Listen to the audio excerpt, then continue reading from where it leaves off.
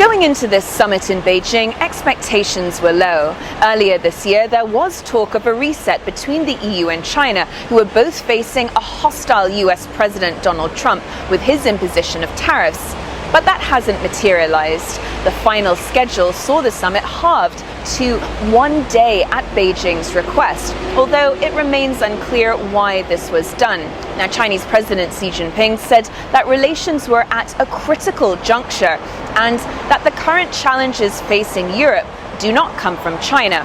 He added he was hopeful that the EU will keep its trade and investment markets open while refraining from using restrictive economic tools. European Commission President Ursula von der Leyen told Xi that as cooperation has deepened, so have imbalances. She added that EU-China ties have reached an inflection point, urging China to come forward with real solutions. Analysts say that the mood going into the summit was frosty, with trade a central concern. The EU's trade deficit with China has ballooned to a historic $360 billion last year. The European Union has slapped duties on Chinese-made EVs to protect its own car makers, with officials concerned about heavily subsidized Chinese products flooding the market at cheap prices.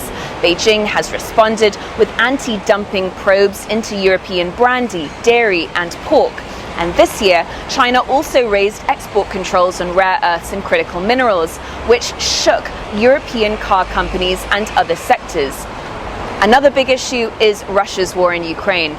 Brussels takes issue with what it considers as Beijing's support for Moscow, and last week the EU imposed sanctions on 2 Chinese banks for their role in supplying Russia. Beijing was not happy and says it has lodged solemn representations. European Council Chief Antonio Costa pressed Beijing to use its influence on Russia to help end Moscow's war of aggression. Laura Westbrook, SABC News, Hong Kong.